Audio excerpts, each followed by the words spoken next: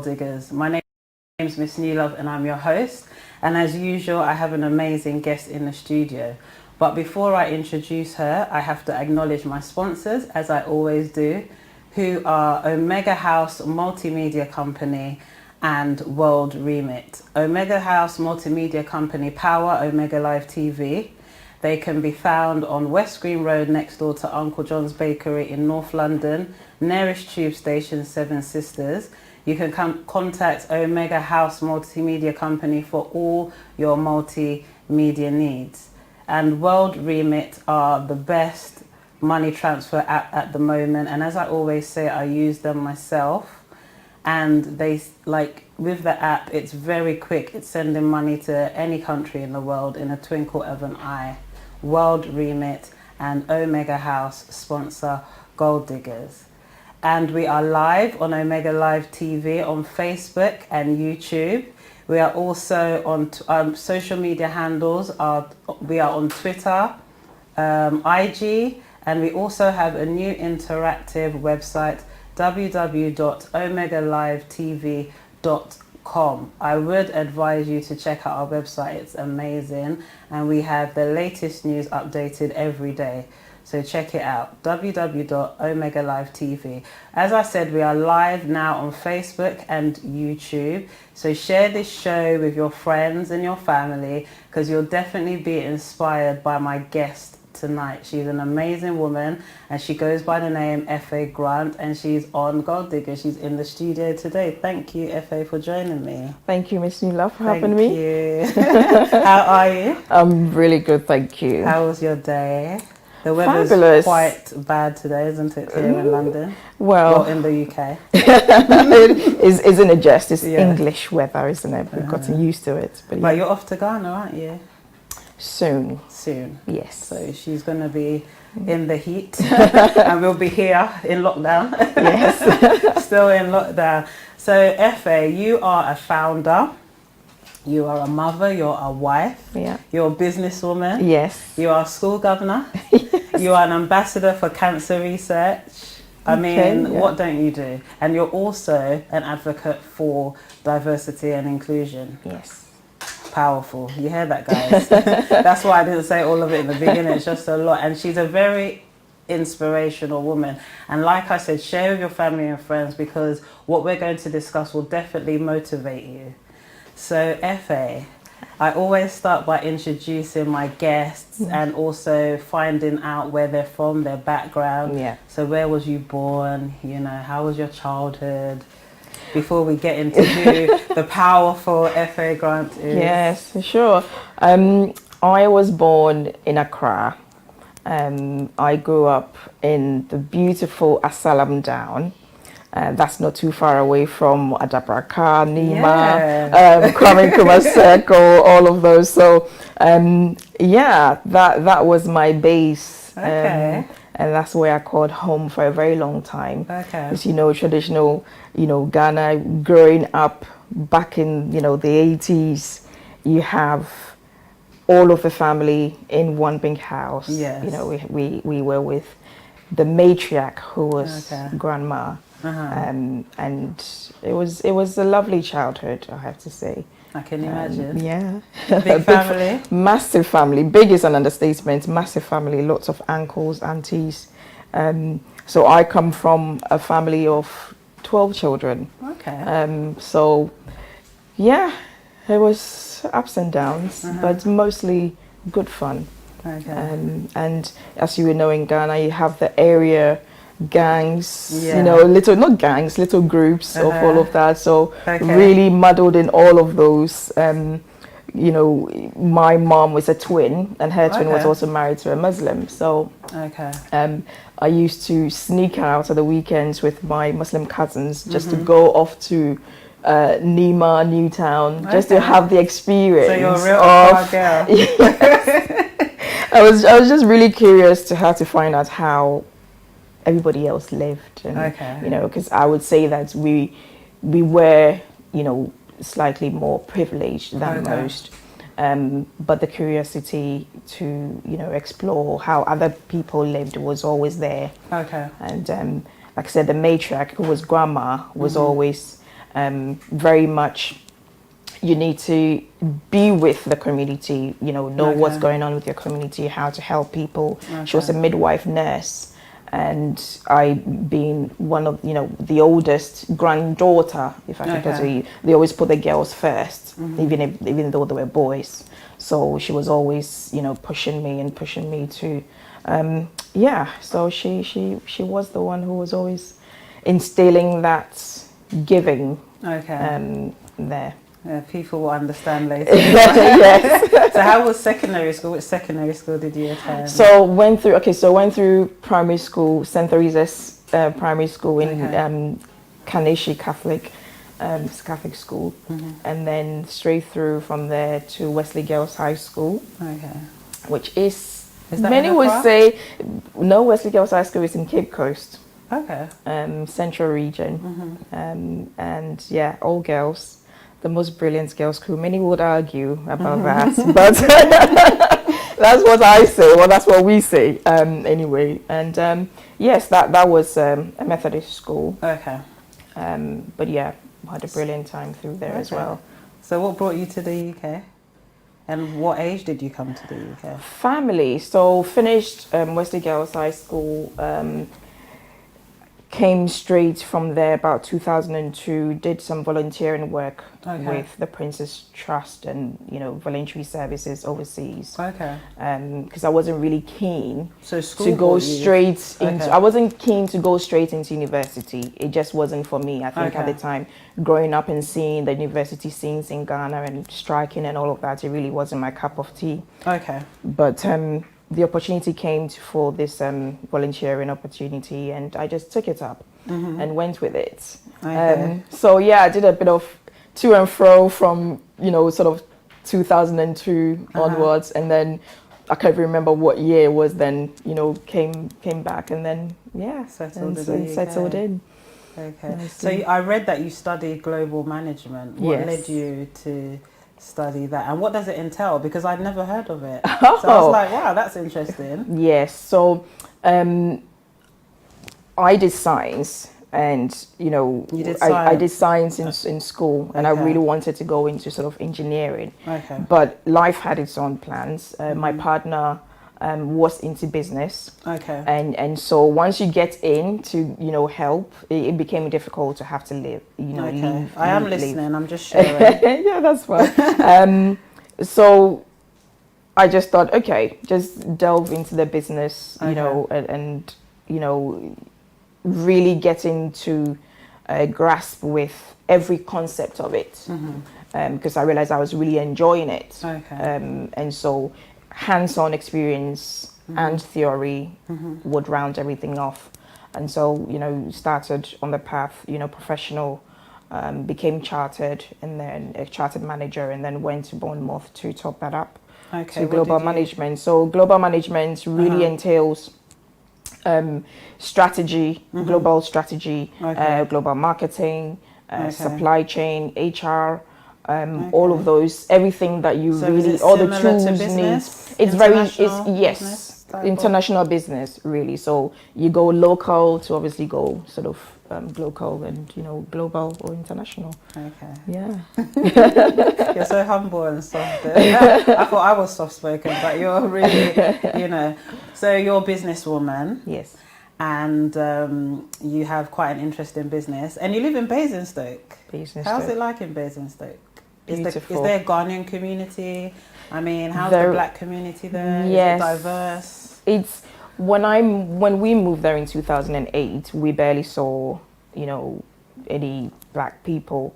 And so you got to the point where when you pop into Asda, you see one black person, you're really excited to have to see the person. But that has changed very much over the years.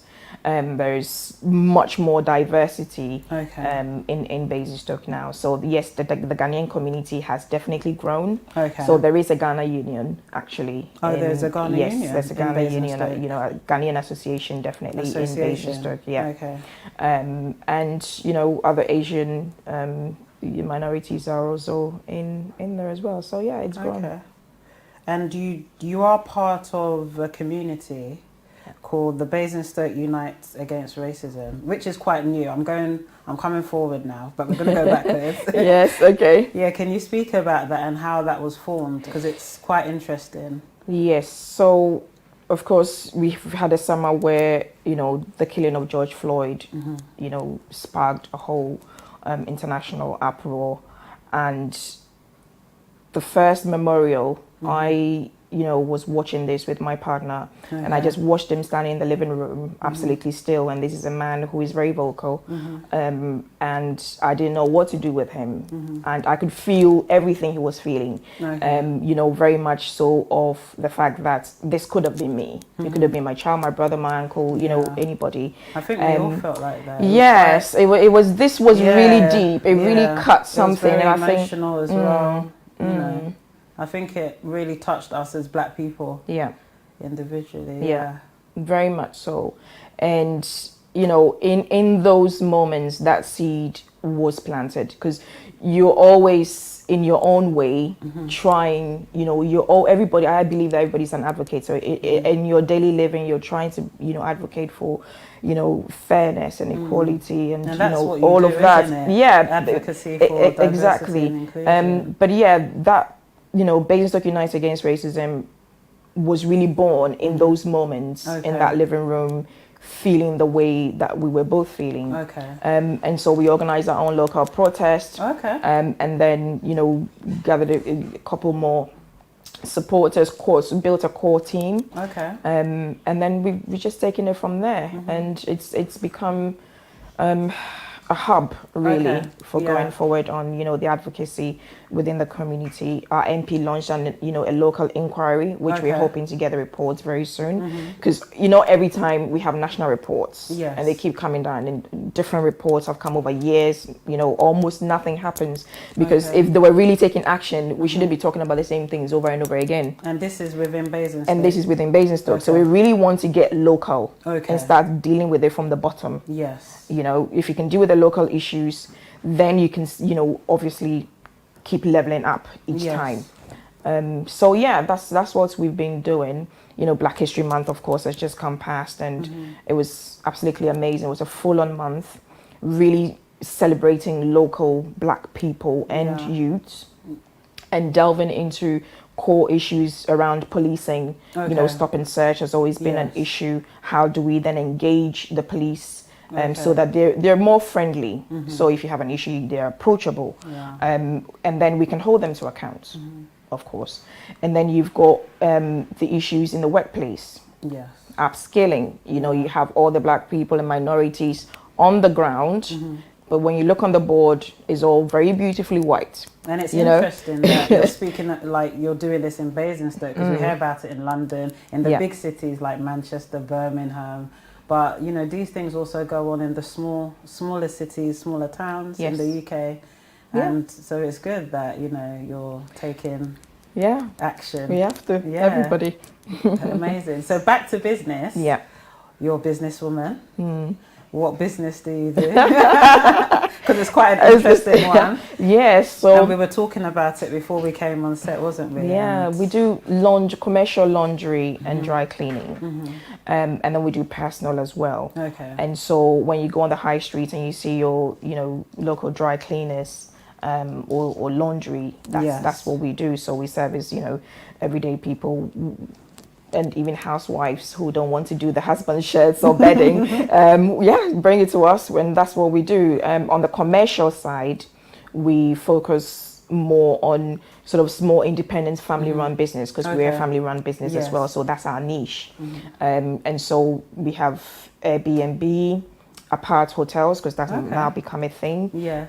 Hotels, restaurants, more independent restaurants, and independent schools as well. Butchers, because they use the aprons and jackets and all coats, and then lab technicians as well. So it's a wide variety within the industry, but I would say largely the hospitality, leisure and hospitality. So how was industry. Business during COVID for you guys? Tough. I can imagine. Very tough on our customers, and of course the impact on us significant. they had to shut, and so therefore you have nothing more to have to give, really. Yes.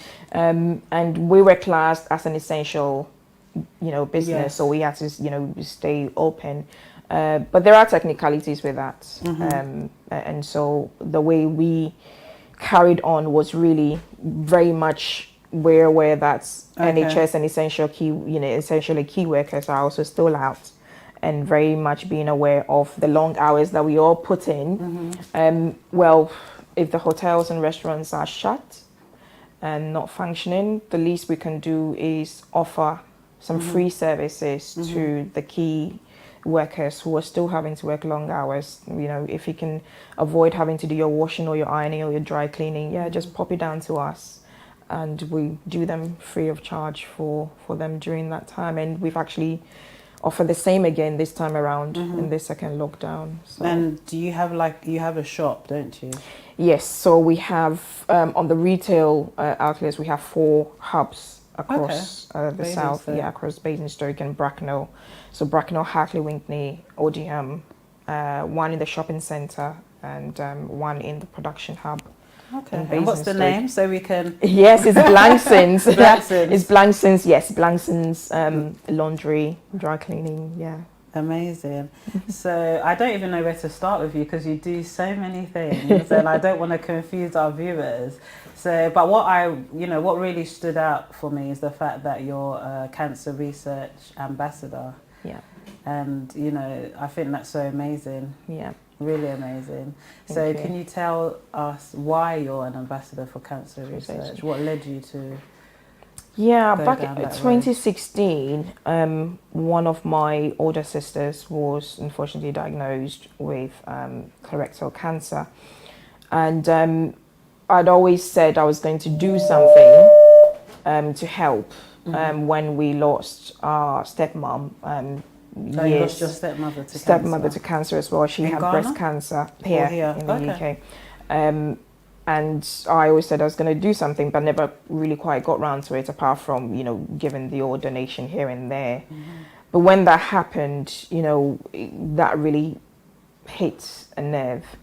And I thought, if you don't do this now, you're probably not going to do it. So I went on the website and looked at what I could do, and that came up. So, the campaign's ambassador program is where you have to liaise, sort of lobby your local MP in terms of what campaigns that Cancer Research UK has on. So you may remember, the smoking campaign, the obesity campaign as well. So really getting to grasp with how the policies are shaped for cancer, good cancer outcomes, really. So it was brilliant. I delved right into it. That was when the snap election was coming up. And lobbying my MP for the first time was a bit daunting, but actually she was really kind in conversation. And the key, things at the time was the workforce. Especially for early diagnosis, because we all know that the earlier you get diagnosed, stage 1, stage 2, you're more likely to have to survive. If you go into the latter stages, then which unfortunately what my sister had, very late diagnosis. So like I said, it really hit a nerve, and I'm glad that I found that program really suited me and my life, how to get around it and all of that.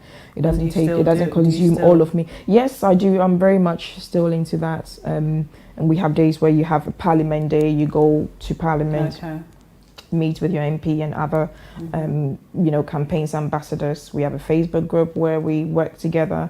And, of course, lately a lot of inclusion and diversity stuff as well, being invited to focus groups on that with Cancer Research UK to, obviously, they want to make sure that they're doing things right as well on that front. So very much engaging. With the advocacy for diversity and inclusion, how did that come about, and why did you get into that? Well, like I said, that really... everything you do kind of interrelates. Yes, they kind of interrelate. Was really born out of that whole nerve hitting from George Floyd's death as well. But like I said, it's sort of enhancing it became enhanced, from that period on, from sort of June, July of this year, and having to do it at work, because obviously I'm Black.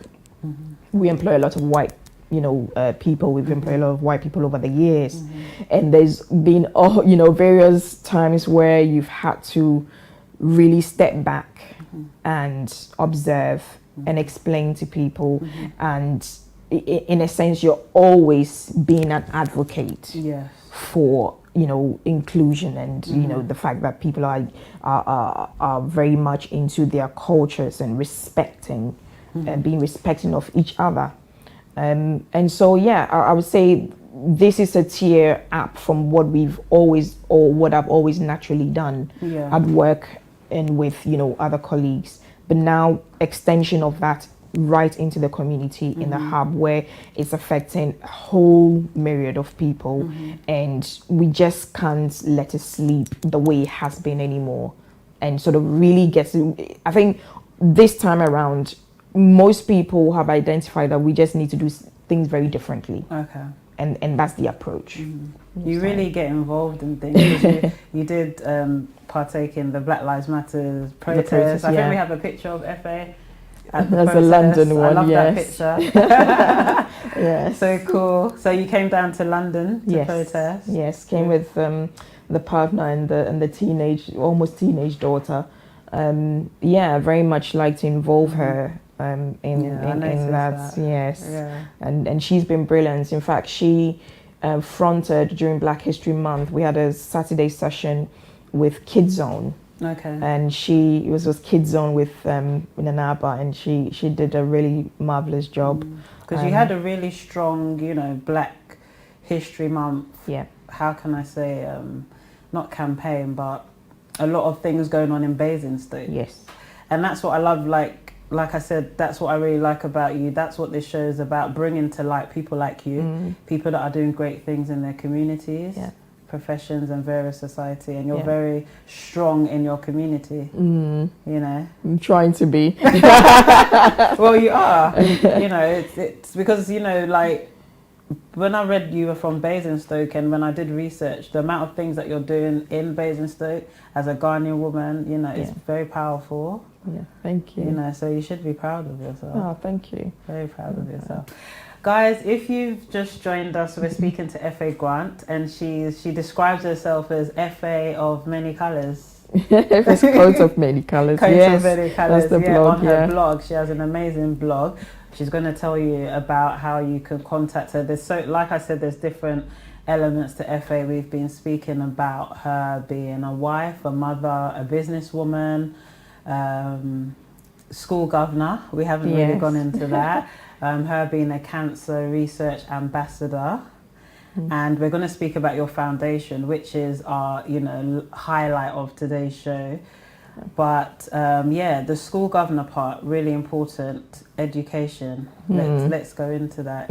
Your school governor, what led you down that road? So when my daughter had started school, the school that she started in, of course, we're in a majority white community, but I didn't really like certain things that was happening, and I felt in the end that the school was maybe also too big for her, and so we looked to move her to a smaller school, more of a village school, where she settled in nicely, she fit in. The culture and the ethos of the school. Why did you feel like she didn't fit in? Well, there were a couple of incidences which, one can say you should brush them off, but one of them was they had been given what do they call it at the time? The Sure Start packs. One of the times I picked her up, and she was so sad. Sure Start. They have these packs in school that they give them. Okay. I might be wrong, but it was these packs that they get when they start school and all of that. And she was really quite upset she didn't get one. Okay. And the following day, I remember asking the teacher, she's the only Black child in the class. How did she not get one? And the simple answer was, oh, I did wonder why there was one left. And I thought, is that your answer to me? Whole class, all the white children get a pack and the only black child in the class doesn't get one. And you're like, and then the parents ask you and you're like, oh, I did wonder why I was one. And that was it. And you go through those times where you have to calm yourself down, and that was one of those times among several other instances. And I thought, I've had it. And I thought, how do you get involved in a school to be able to actually address and knock on some of these things? Okay. And so I did move her to a smaller school because I thought maybe the environment too was not suitable. Okay. And once the opportunity came to recruit new governors, I thought, right, that's... And what is the role of a school governor for those that are watching and may not know? Yes, so the school governor is a critical friend, basically, to the head or the leadership of the school. And so in a sense, you are part of the governing body of the school. And so from the curriculum, how they're being taught, their well-being, and so policies are the policies, right? Okay. And speaking of policies, one of the things that I really found out this year was on the issue of children being excluded from school because of our hair. Yeah, because your daughter's very black looking. She has dreadlocks. She's got lots. Skin. Yes. Do you feel like these are some of the reasons why, Absolutely, very much aware. Yeah, absolutely. I was very much aware of the fact that, being black, you will face many challenges. And so how do you prepare your own child and the system that they're in so that she will thrive, and then hopefully the whole community will also thrive? And finding out, because the hair thing was something that I didn't even know about until I started, Business Take Unite Against Racism, and all of the knowledge that I've had to acquire in a very short, space of time. But I thought it was, really atrocious for any child, any black child, to be sent home from school because of a misunderstanding about our hair. And that's, been an ongoing affair. And hopefully we will make good progress in the coming year on actually curbing the whole idea that, if teachers do not understand or, schools do not understand or need help to have to, get children to, when you're doing science, yes, it's sensible to have to tie your hair back extra. It's safety and PE. But to not be you, white children are allowed to have their hair out, colored, etc., and all of that. Why not a black child? What's the difference? It's true. So, what other things have you come across in the school apart from, like, anything to do with racism? Yeah, well, like, putting that aside, what other things? What about children with learning difficulties? Yes. Or addressing those type of issues? Exactly. So, like I said, the within the governing body, you would have committees, subcommittees as well. And so I chose to have to be on the curriculum and standards committee that focuses a whole lot more on the content of, the curriculum and what's being, what the children are learning. And so if you choose whatever committee that works for you, it can be finance, can be HR, it can be, estate. That's how it works. Yes. Okay. So it depends on the school and the structure and the committees that they have, functioning or helping them to function. And so, yes, in terms of, I think more importantly for me, it's really the policies. Okay. So one of the new things that's come about this year is actually teaching sex policy. Okay. And there was a lot of back and forth on that. Okay. So you have obviously the religious people having an issue when you say sex policy, do you mean sex education? Sex education, yes. Okay. So that's a government policy. Yes. Just 2 days ago, I was asking them when did they, when were they taught sex education, or were they taught sex education at school? And they were like, "Mummy, why are you saying that for?" And I said, "No, because I had sex education in year 7, like briefly in PSHE." Yes. Yeah, and then my son said they had it in year 6. And I was like, oh, okay. My daughter said they had it in year 6, but in her school, she went to a girls' Catholic school, they also did it in year 7. Right. You know. So the guidance that has come from government now is that they're starting a bit earlier, but obviously it's going to be age appropriate. And now they've included the LGBT stuff. There's everything that in wasn't it. there. Oh, that wasn't there. You know, our society has changed, and this was why there was a lot of the consultation period on there. And you know, ultimately, that has come to fruition. You know, and another thing I learned from that is that we were watching a video of there's a Nigerian celebrity who's a cross-dresser, but my children thought he was a transsexual. Okay. So I kept calling him, and they were like, "Don't call him, it's a she." And I said, "No, he's a he. He's a cross-dresser." Right. And they were really surprised because of the way he is. They thought he was a transgender. Yeah. So they were, you know, and I found that quite interesting that they learned that at school to call, you know, like, yes, you know, they learned these things in school. Yeah. You know, it's quite. Yeah. But you know, I'll tell you why it was a problem. The religious part obviously is the fact that it takes a man and a woman to make a home, etc., and all of that. And then you've got the cultural part of it, which includes very much black people and minorities, and you know the way our culture, you know, works. And in that there isn't which isn't, you know, but the fact is that our society has changed, our world has changed, definitely. And you know, personally for me, I would say as a Christian, for me, it's God is love. And if I have to love my neighbor, I'm not the judge, you know, of them. I just have to love them. And so, you know, getting children to have to know about these people, to have to respect them and treat them fairly is what is being taught here. Is yes, they will get to know about all these different lifestyles and sexualities and all of that, and it's really important. But I think for me, fundamentally as well, as a, you know, black African person, and the fact that a lot of, you know, black communities were trying to, you know, not have that come about was a problem for me, because in our society, the truth of the matter is that there are lots of pedophiles, and if you, especially as a girl, you're not aware of certain things, of course you'll be taken advantage of. And then the next minute, you know, where's the parents, where was the adults? But actually, children need to know.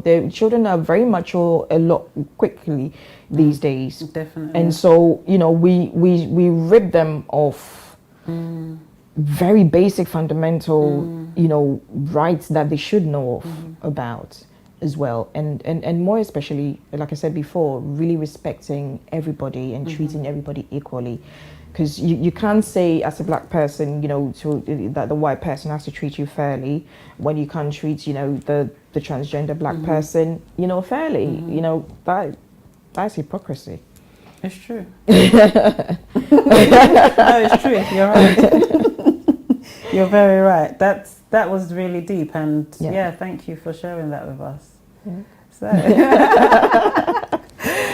So moving on swiftly. Guys, don't forget to share with your family and friends. We're live on Omega Live TV, and we're here on Facebook and on YouTube. Follow us on YouTube, Omega Live TV, and subscribe. Make sure you subscribe, because we need you to subscribe to our YouTube page, not just hit the like button here. But Effie, let's talk about your foundation, because it's quite a new thing. I mean, you've birthed a lot of things this year, haven't you? Yes, this year's been phenomenal. Yeah, it's been quite good for a lot of people. It's been quite sad for a lot of people, but at the same time, a lot of blessings have come out of it. I noticed that you've birthed a lot of. You've always been like this, like you've said. So I don't know how to put it. Okay, let me not say it, actually. Let's just talk about it. So you've birthed a lot of things this year, but what you're really, really passionate about is your new foundation that, you know, I want you to tell us about. So, like I said, Giapa, Yeah. it's Taking us back to Ghana. taking us We're back going to Ghana. Yes, home is where the heart is. So, Yeah, definitely. Giapa, as we would have And it. Oh yes. what's this about? This actually? is Let's oh, go back. Look at Effie in her hair. Oh my gosh. Yeah, so advocate and business woman. What was and this? the An check is award? so this is Yes, the for the community Blackish achiever community award. award for Yeah, brilliant. amazing. For Basingstoke. For Basingstoke, yes. Lovely. And what was going on here? So here, because I speak as well, so this Yeah. I was speaking as an you're a awards for speaker, aren't you? cancer, for cancer research UK at the Francis Crick Institute. Yeah. Amazing. Was this year or no? This is a few years ago now, A yeah, few years maybe ago. 3 years ago or so. Okay, so you've been an ambassador for cancer research for quite a few Since years. 2017. Okay. Yeah. Okay, great, amazing. So yes, Giapa. Yes, as we know, Giapa. What does it mean? A good tree. Mm-hmm. A good tree. Yes. That means so, wood, isn't it? So yeah. Yes, a good tree, and as the saying goes, "Ufu Giapa na yipiao." Okay. So when you climb a good tree, you get a push. And so, so I mean, Giapa is should have been another 2 years away, but of course, we established that COVID came, and so so March, something you was thinking about for a while. Yes. Okay. Yes. So in the plan, in the Effie plan, Okay.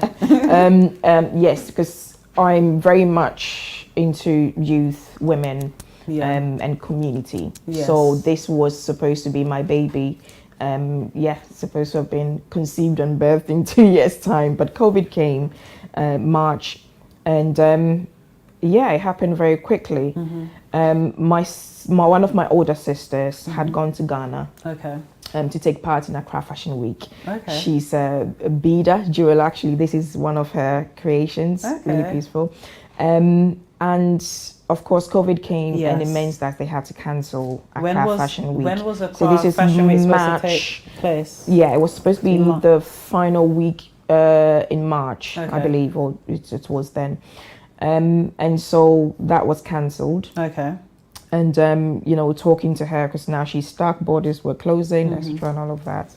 And in conversation with her, I said, we could make something of this, so you don't go crazy. So we trashed out an idea past her in terms of starting, because I'd wanted to start this, and it started the initial phase of it, and I said, you know what, we could actually start this way. Okay. By bringing together businesses. You could bring in your expertise and your bits, and then join other businesses to have to when start you say a collaboration. Are you talking about women of Ghanaian heritage that have businesses, or any man, woman, youth, fashion? focused, Yes, or just... I think this was really very much fashion focused. Okay. At the time, because of obviously the restrictions, you have to be really careful. And yeah, she was really excited about that. We put a plan together, and sort of kick-started Giapa in a way that barring COVID, I probably wouldn't have done that way. Okay. Because so what it meant. What was the original plan? The original plan was really to be on the ground in terms of going into more, not in Accra, the outskirts, into the villages and rural areas, and actually being able to bring community together. So tradesmen and women, traders, a lot of the women in there are all, seamstresses or bakers, etc. How you actually bring different businesses together to actually learn from each other. Different industry sectors. Exactly. And so that was what it was going to be. But we had a new, way of thinking on this to have to, make a start on that. And so bringing together the different businesses, you know, I said, you know, let me make a few phone calls with people I know who are in business there, and let's see if we can put together a collaboration. That way it keeps you busy and focused on something. Okay. And, you know, because around that time, everybody needed to be highly spirited. Yes, definitely. And so, yeah, thinking about my sister who's, you know, very much passionate about what she also does. Okay. And yes, and it worked beautifully. So, you know, we had clothing lines, we had her jewelry, we had a makeup artist, and you had the photographer. And so, yeah, coming up with a concept. And so that was really surviving COVID-19. We themed that project around that collaboration around, you know, surviving COVID-19. And what was that project called, and how did they collaborate where we wasn't allowed to be around other people? I mean, talk us through that. How did the collaboration work? So we themed it surviving COVID-19. So the innovation part of it was being that not knowing each other within the industry. One, everything we did was almost virtual until the actual day where they portrayed everything that they had conceptualized together. And then engaging with each other in a way that this is how my business works. This is what I do. So we are really exchanging best practice. So from marketing to how you deal with your people. And this was virtual? This was really mostly virtual, so on WhatsApp and on the phone. And you created a model? Yes. I read that. Yes. Okay. Yes. So they come up with the concepts, how they, because sometimes, you know, as a business person, you may have a vision that not having all the necessary tools available makes it a little bit you hampered. I understand, yeah. So now you have the opportunity to have to create something that you always wanted to do but not been able to, and now here's the opportunity. You're learning from other businesses, then you're networking as well. You know, so you can easily pick up the phone. I've worked with this person before, because a lot of the time you're looking for a photographer, you've not worked with the person before, you don't know, you know, their ethos, etc. and all of that. So this was an opportunity for all of them to really, you know, do things that they've not done before, and actually learn as well from each other, and be able to say, I can pick up the phone and call M. Sims and say, I need a kimono. M. Sims is fabulous at doing kimonos. You know, Finescia is absolutely fantastic at doing, you know, bracelets, beaded bracelets, etc. and all of that. So you end up building a new network of, you know, businesses and people that you need to, you know, obviously flourish, because people want to grow. You want to grow within your business. So that was the first one, that was surviving COVID-19. And that went so well, we just carried on straight into the next one. And what happened with, funny enough, for the next one was that they were all women. And so whilst I was working through, because I do all of the digital marketing part of it as well, and the graphics and all that, and I realized that there were actually 8 brilliant women, and All for One kept ringing in my head. And I thought, all for one, yes, they're all coming together for one purpose, and there's 8 of them. And so I thought, actually, Project 841. And so that was how Project 841, and I think going forward, that's what we're going to call it. You know, Project 841 is mostly going to be 8 is a good number to have to work with. You know, they can actually get to know each other better.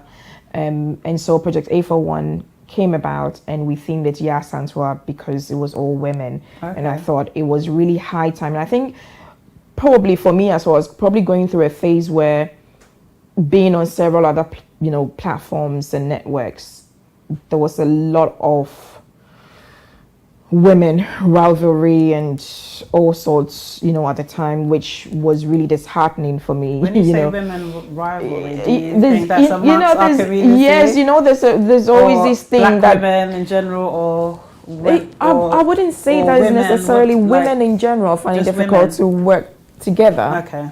And that has been a general thing that, you know, women are, you know, and, you know, the networks where I was on, there was always, you know, some other woman, you know, pulling this one down, and, you know, that kind of thing, you know, always not wanting to have to lift each other up, you know, and so I think I was going through that phase of why, you know, why, why COVID-19 really made us think a lot, didn't it? Yes, you know, so we can do better. So Yes, it was really definitely. essential, and it worked out. So I don't know if that was really the element of it, but I think, like I said, I was going through that phase, and so I think it probably came more naturally. And I thought this was it. Yes, Santua. Your skills, Yes. transferred your skills into this. Yes, and Yas Antwa was, you know, as we all know it from, you know, Ghanaian history, Yes. that this was the queen mother of Ejisu, who was a warrior. And so this is how it came about, you know, warriors win together. You know, that being together was what was essential. Yeah. And the fact that women, we can, when we put our minds to it. And so for that group in particular, you know, they got obviously more than the first. We actually had a discussion on what they all wanted to really gain. So some people wanted more financial knowledge, some people wanted more, you know, digital marketing, Like how to skill, gain funding for their businesses. funding for the business, you know, digital marketing, upskilling themselves in content writing, etc., and all of that. So, you know, I do all of that in my business anyway. So I built a 5-day course. Okay, I think I'm kind of picturing this. So do they pay? No.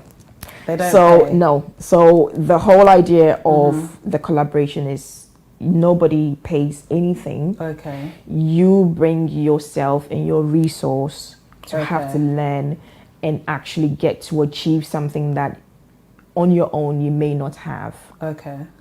But more importantly is that network and that fallback on later on. And, you know, I'm happy to see that following Yas Antwa, quite a number of them within that group have followed on and done further collaborations together, pairing their businesses with, you know, their customers and clients and all of that. And that's the kind of continuity you want to see, because you want to see growth. Yes. And this is what you wanted to do in Ghana initially. And yes. Okay. So it's come from afar, but it's still working, you know, through, you know, and I think that industry permits it to happen that way in terms of the fashion industry, and, you know, it's permitted it to be able to work that way. And I think even on the ground in terms of, you know, local trades, women especially, it can work very much so as well. How do you get funding for this organization to run?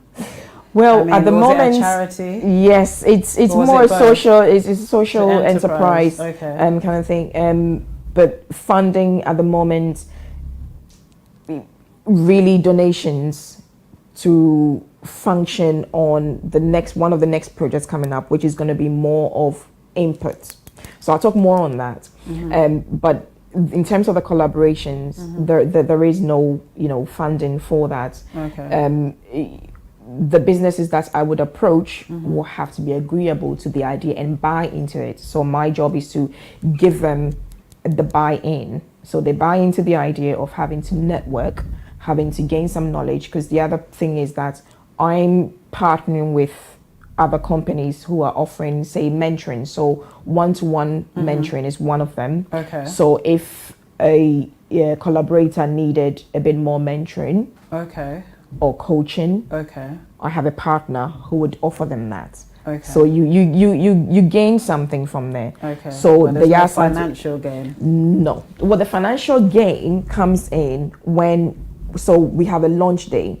So whatever concept, so Yas Antwa was the queen mother, etc. So you get to have to display your products in a different kind of way. You know, Yas Antwa had Na Amele from Hat Code. Now she does, you know, hats, fascinators and all of that. Now you wouldn't necessarily imagine that you know, a hat or fascinator on a queen mother in a traditional gear. But they managed to produce that.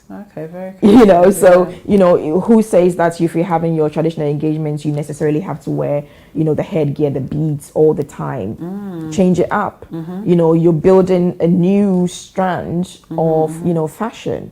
And that's what's all about. And so people see that and they obviously, I say to them, if you can do offers on the launch day, by all means do that. So you get to market yourself, etc., and all of that. So in terms of, money side of it, there isn't, again, the gain is in you being able to do something different and show your skill, and obviously build more clientele and customer base from there. Okay, so what other projects do you have coming up? Because I know you have Yes, so we have a two. big one. Yes, we have two. We have a Christmas collaboration. So the Christmas collaboration, we've got a couple of newbies, and then a combination of the old who have taken part in surviving COVID-19 and Santwa. So that will be the Christmas expose. But the main one, which was what was supposed to start with, was really Comanche Basic Primary School in the central region. We visited there earlier on in the year, and this school has served the community for over 8 decades. Okay, They're in a really bad state at the moment. The buildings are in bad shape. Not even drinking water, access to drinking water is in the school. And so that is the main project for from now within the next year. The first thing is building their ICT center and library, because it's non-existent. I mean, if you remember the computers that had the big buttons, I've forgotten what they call them. Those are the computers that are sitting in this place, and nothing works there. And so that is the main project which needs the funding. And what type of school is this? A secondary? It's a primary and junior secondary school. So they have all the way from sort of what we say kindergarten. What made you choose that school? Well, actually, my partner comes from Comanche. Okay. And one of his cousins had just been posted to the school. And when she went in there, she said, barely had a desk, a functioning desk to have to even sit on. And the children were in a bad way. Some of them were so, within the community, so poor. Uniforms, if you saw it, it was just heartbreaking. So she actually brought us in to just look at the furniture. Okay. To help with the furniture, knowing what we were, starting to have to do. Because, like I said, it had started coming, the discussion on GIAPA had started at the time, so she was, they were aware.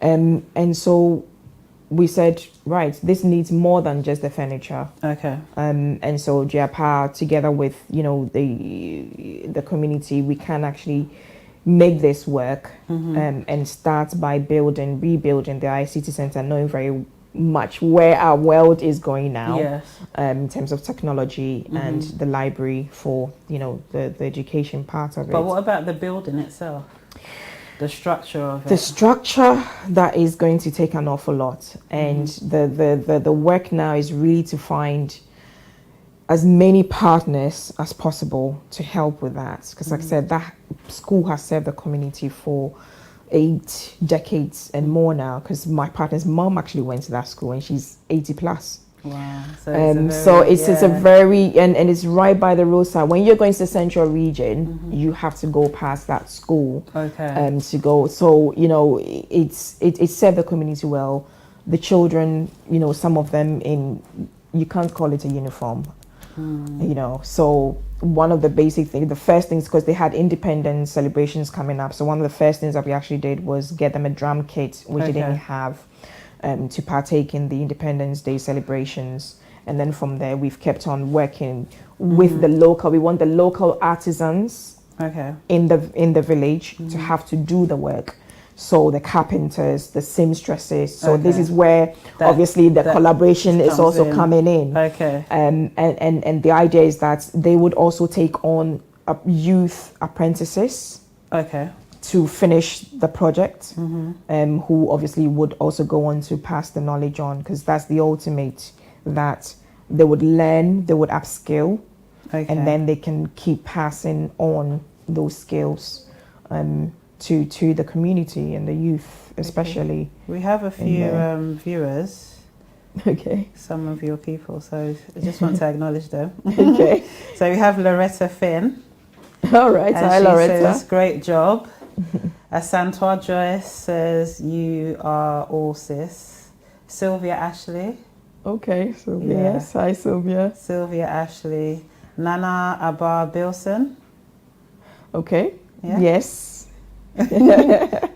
Okay, so yeah, we just want to acknowledge our viewers. I'm sure there's more. Yeah. I'm going to try and find it. But yeah, you can continue as I try to find yes, more that's of fine. Yeah, you can Yes. continue. So, with, yeah, Japa, really getting into the Komante community and getting all of as many artisans involved in the school that has served all of them for all these years is really essential. And I think fundamentally, if we can look to bring water, which is really essential at the moment, that will be something else. So I'm hoping that by the time I leave Ghana in January, we'll have some water. Okay. At least, I mean, for now, because ICT, center is, the main goal. We've managed to acquire about 150, PCs from here, which actually shipped literally this morning. They picked it up this morning. Okay. Heading out to Ghana. We've had books donated, and we've had some, funds also donated via mobile money in Ghana. As well. So, yeah. So how do people get involved if they want to donate, give? Yeah, but I mean, school. to the school through Diapa, I would say to visit our handles and send us a message, and I will also haven't got my number on me now, but I will probably put the number on later on for people who want to give financially, to do so through mobile money to Diapa. But mostly, like I said, the building is in a bad way, windows, etc., and all of that. So I'll be looking really for people within the building sector, real estate. Even if you have stones, whatever left over that you can donate, that will be really helpful to get, the school back into shape, paint, etc., and all of that. So, yeah, those are the things we're looking for to get the school back up to scratch. At the end of the show, we'll give you opportunity to, give people your details. Yeah. But going back to, being an advocate in diversity and inclusion, I wanted to ask your views on different things, especially because you're really focused on women, aren't you? Yes. And youth. Well, women, youth, yeah. So your views on women in politics and what you think. Oh dear, women in politics. Look.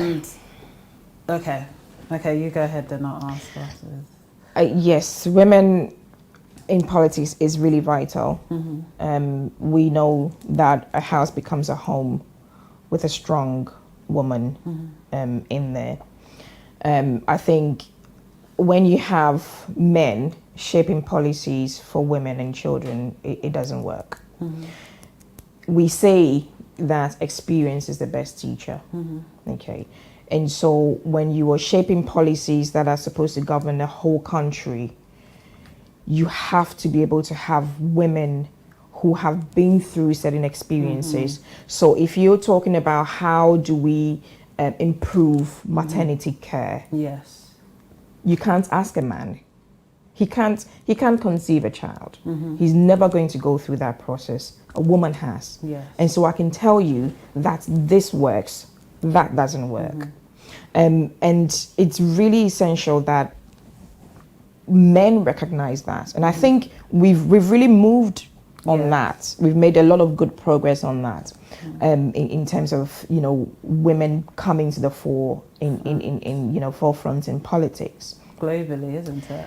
Globally, very much so. And, yes, you can't avoid the US, what's happening in the US, but, that's and Ghana. Yes. and we'll be here forever if we go into those if we go into, yes. Yeah, just, to get your views on women in politics is important because, like I said, you're an advocate for women and also women in business. Yes. How important is that? Very much so. I think standard, industry wide, it's already very difficult to get things like funding, access to funding and real hands-on help in terms of growth. Now, it's sad that it still is the case, and that is the truth. It still is the case that if you're a woman in business, you have to go through so many hoops, including sexual harassment, in order for you to grow. That can still be in 2020. It is very, even it's so deep that even in education, I watched a film about that in Africa, I don't want to say the country, but it happens a lot in Africa in universities. Exactly, very much so. And I think our society, in this, I think we have to be really blunt and truthful about these things. We can't keep putting them under the carpet. This is the reality. And if we are going to make progress, and I think, one of the mottos, the motto of JAPA is building a revered Africa. And if we're going to build, Ghana, for instance, is noted for its entrepreneurial. Yes, women. Exactly. Okay. So how do we build on that in order for us to build a competitive advantage so that we stop this, foreign, investment, always, governments having to rely so much on, FDIs and all of that. We need to stop that. We've got the talent. All we need to do is exactly what JEPA is about. We need to start upskilling. We need to start building that competitive advantage. Most people are holding on to their knowledge. You're holding on to the knowledge. Tomorrow you're dead. I mean, I sit here today. Yesterday, by this time, I was being told my granddad had passed. Oh, sorry. So you hold on to all of this knowledge. You go to bed, you're gone. Whereas there is a whole generation you could have fed. Yes. Okay. So we really need to get our mindsets right in all of these things, that, this life is not about us. It's about what we're here to give. And Ghana and Africa is in a very good position now to really build on that competitive advantage, to build that revered Africa that we were meant to be. We have the resources from natural to the the labor. We are the youngest worldwide.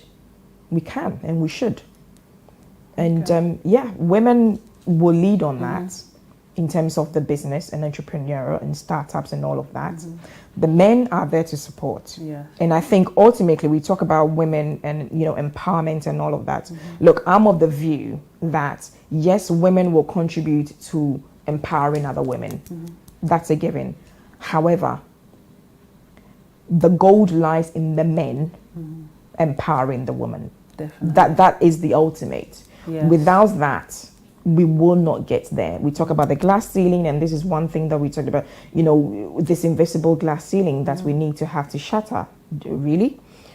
But if a man is the CEO for 10 years and refuses to have to give up, you don't make a way. He has to move. He has to understand that I need to make a way, and start thinking about things in a better perspective. And that is what we lose focus on. That's where a lot of men lose focus on. And this is why our corporate world and corporate business is the way it is, because men in suits need to be seen. Women in skirts need to bring the tea. We've moved on from that. Definitely. And I think, like I said, it's going to take a whole load of men to be the champions of seeing women. And on the back of that, sorry to rush you. On the back of that, women and parenting, because when you're saying all these things, and the men, need to push the women, but it's all that also works in parenting, isn't it? So what are your views on that? How, like, in the contemporary world that we live in today, what are your views on, share your responsibility in parenting? Sharing oh, absolutely. In my home, it's so live. We share everything. in my home, I don't clean. I cook, I do the needful, he does the cleaning. The fact of the matter is that he's even better at it Men than are I really am. good at cleaning, aren't they? Yes, but And you know, we cooking. have this notion that women clean. Yes. You know, but actually he's better at it. So he does it. And what I'm better at, I do. You know, we have a daughter, and she's very much a daddy's girl. You know, and she goes to him. They talk about everything and anything. This is the thing, we need to be able to create that environment for the children to have to flourish in. And a lot of the things that we knew growing up, you know, we had parents of the 50s and the 40s growing up, and you know, a lot of the things that they did, what we need to realize is that what they gave us were things they knew of that time, of that era. Okay, and so we're in a different era now. And so we can't give them the same. We can, you know, use what we know as basis and then add on from what we know now. Because clearly for me, I would just talk from my experience, where things that definitely didn't work for me. Okay. You know, the kind of parenting I got from my father, for instance. But growing up now, I understand who he was and why he did the things he did. Okay. Being a parent now, you know, you're burdened with work. You come home, you're tired, all you want to do is just eat and sleep. Why do you need the child to have to read a story to, or you know, all of those things? They didn't know those things. They didn't have it. We wanted it. We have the ability to give that to our children. The fact that you didn't have it doesn't mean that you shouldn't give it to your child. They've got it now. It's a different period. So grow with the times. And I think we've seen that our children are very different, and yeah, I think we just need to really grow. So to round that all up, Yeah. like women in activism and the future of it, like it's working. Do you think it's working? Well, it is working. We see that it's working, but Yeah. I mean, what are your views on it? Honestly, I think it's going to take, Especially in politics. women in politics. I think it's going to be, if I look at Ghana now and I look at the kind of women we have in politics, I think Ghana could have been a bit more ahead if we had all of those women, or a good portion of those women serving, who would have been serving in higher authority, right, for the last 80 years. Definitely. That's what I was trying to Yeah. Definitely. Yeah. We would have. Because... But do you think women are going to be given the chance? That's the question, you know. Because even though we had, well, I don't want to go into parties and stuff, but obviously we have a lady in the NDC that's, you know, going for vice. Yes. But do you think it's ever gonna, like, we're ever gonna have a female president? The time will come. The time will come when, you know, it's going to be so obvious that there will be no running away from it. People won't have no choice. Exactly. And I think if you want to look at other places where they have, you know, women in leadership, and you see, you know, the kind of impacts they're making, you go, I think it's in New Zealand, Finland, you know. There's an African country as well. I can't remember which one. It's not. There was.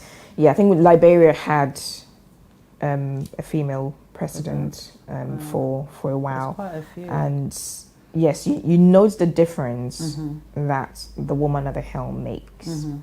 And so this whole idea of women being emotional beings, yes, we're emotional beings, but we're very rational, emotional beings who are very capable of making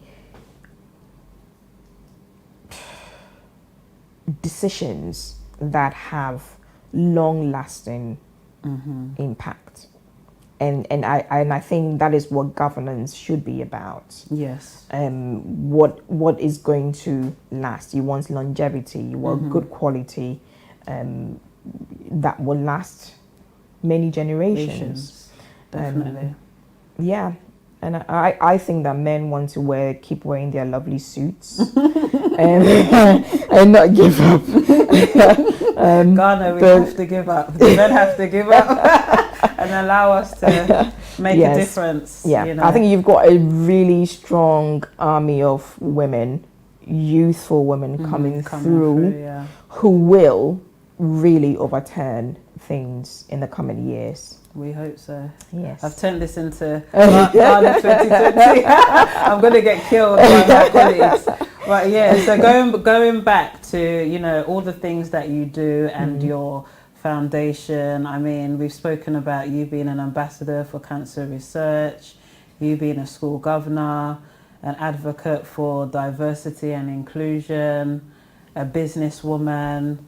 You know, I'd call you an activist for Basingstoke. You know, you've done so many things. You have an amazing blog. You have a book coming out soon, don't you? You're also an author. Effie's coat. That's it. What do you call yourself? Effie's coat of many colours. I mean, what are you most proud of out of all the things that you've done? What are you most proud of up to date? That's a difficult one. I would say probably GIAPA, because it came at a time when I felt very strongly that my sister needed a real sister, a different kind of sister. And I'm proud that I could be that sister that she needed at the time, to keep her going. I think I'm very proud of everything else because they're all very much inspired by either a sister or, you know, my grandmother, who was very much, you know, always, like I was saying before, you know, you're growing up, you're seeing certain things, but you don't understand them at the time. But as you grow, you realize this was what she was doing, because she would, you know, send you to buy gari, you know, you say, we call it olonka, you know, and then she would, you know, let you distribute them in these little, you know, plastic bags, and you would sit in the front of the house and you sell them. Or other times you go and give it to a neighbor or, you know, a few neighbors down the line. And then as you're going up and down the area, you see they've also done the same. So she was actually spreading the little that she had. And so seeing and growing around that, I think, this is how it's all come very naturally to me. But I'd say, I'm very proud of everything. But I would say probably I'm also very proud of the fact that I have a very supportive partner. I couldn't be half of Effie without Jojo. And which is why I say we need the men to really be our champions. The Ghanaian men. Yes, the African men or the black men to really champion their women. Which is very important. You know, which is really important. And yes, I couldn't be really half of everything that I get to do. When I need to lie in, I don't get any grief. I still get a cup of coffee by the bed, and just continuous encouragement. And that has kept me going. So I have to say thank you to which one is it? So thank you to my darling Jojo Blankson for being my champion and making me always feel like, the most loved woman under the sun, as I was promised. Oh, thank you, Jojo. Thank you. And, thank you for coming on the show because, like I said, the show is all about bringing to light people like yourself that's doing amazing things in their community. There's a lot more to you that I feel like you haven't disclosed, but if people want to get in contact with you and find out more about you and what you do in Basingstoke and also about your charity, where can they find you? So I'm on social media. You can get me on my personal or any of, Basingstoke Unites Against Racism is on Facebook and Instagram as BUAR1, which is BUAR1, I believe, if I'm not mistaken.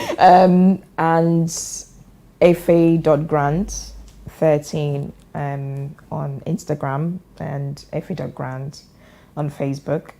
And Giapa is literally Giapa, GUA_PA1 on Facebook and Instagram. Okay. And you can also go to my blog, which is effiscoatsofmanycolors.com. Okay, we have David, Jerry, Kwesi, Nyame, Ado. He said, bless you for acknowledging your husband. Yeah. And Barbara Pubby, I hope I Barbara pronounced that right. yes. Said, the time will come, yes. I think she was referring to when we was talking about women in leadership, women in politics. And then Richard Gemfi said, I'm enjoying this convo, Effie. Greetings from Ghana. Hi, thank Richard. you for tuning in, Richard. And Jenny Brown said, great. Thank you for tuning in, Jenny. There's more comments. There's a lot more comments, but I can't go over it because we're running out of time. Yeah, we're running out of time, but it's been amazing. Yeah, it's been and you're such lovely. an amazing person. Like I said in the beginning, people need to find out more about Effie Grant. She's a very powerful woman. So as you see her like that, don't underestimate her. Contact her on social media, especially if you want to get involved in diversity and inclusion, which she's a champion for. Yeah. And a lot of charitable work. So if you're thinking of going into charity and also fashion and you feel like you need help, then you can contact FA and her charity, and everything else that she does will help you. So you've told us where we can find you, I believe. Great. So thank you guys for watching Gold Diggers, and I always bring the best on my show. So don't forget to share. This show is always shareable. You can go back to Mega Live TV on Facebook and YouTube and share this show with your family and friends. Like I said, we have a very interactive website, www.omegalivetv.com. We're also on Twitter and Instagram. Follow us. We need the follows. And like I said, YouTube, very important. Subscribe and hit that like button on Facebook. Thank you guys for watching, and I will be back in 2 weeks' time on a Monday.